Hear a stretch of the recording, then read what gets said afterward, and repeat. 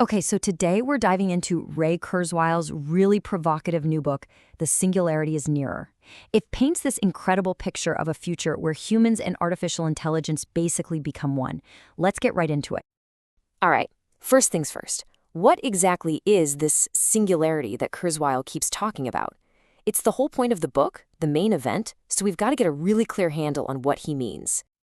And right away, you can see his angle is different. This isn't your classic AI takes over movie plot.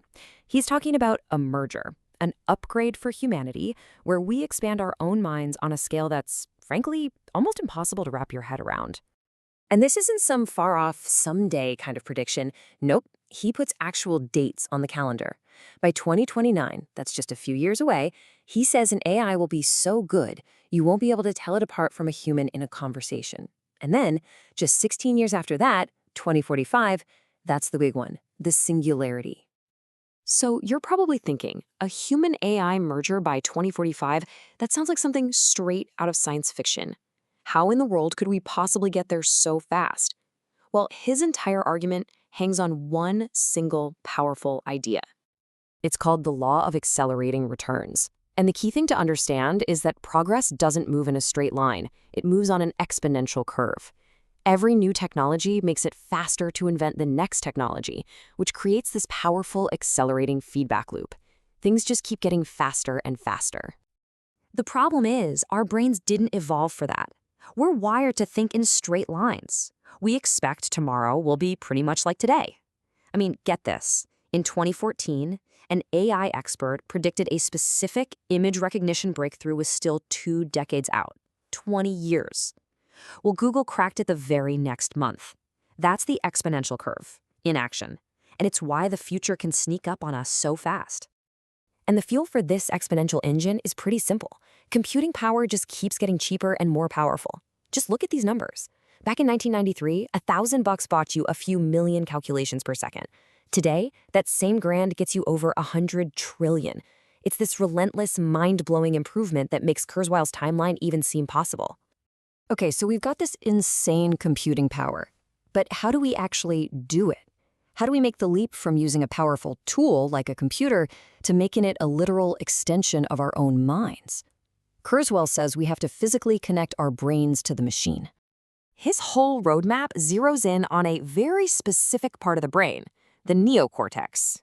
You can think of this as our thinking cap. It's the outer layer that handles all the cool stuff. Language, logic, art, music, all of our higher-level thinking. It's the seat of what makes us human.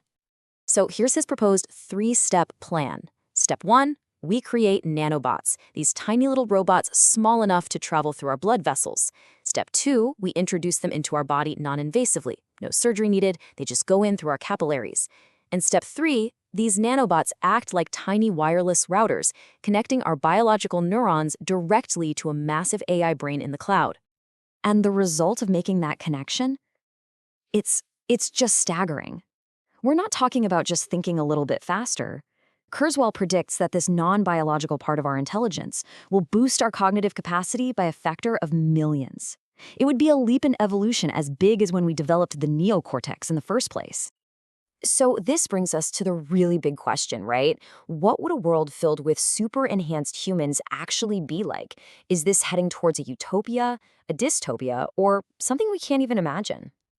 Well, Kurzweil is definitely an optimist. He argues that this law of acceleration is already lifting humanity up, and he brings the data to prove it. For example, the global literacy rate is now nearly 87%. That's a huge leap, and it's almost entirely because technology has made knowledge and information accessible to billions of people. And then there's poverty. The slice of the world's population living in extreme poverty has been cut in half in just the last 20 years. He argues that this is a direct result of technology creating new efficiencies and opportunities all over the globe. Even our own bodies tell the story.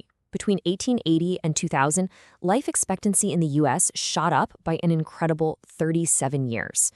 For Kurzweil, this isn't a fluke. It's what happens when you start treating biology like an information problem, one you can solve with better data and more powerful tools. So his core idea is pretty simple. He sees this exponential progress in technology as a rising tide that lifts all the boats of the human condition.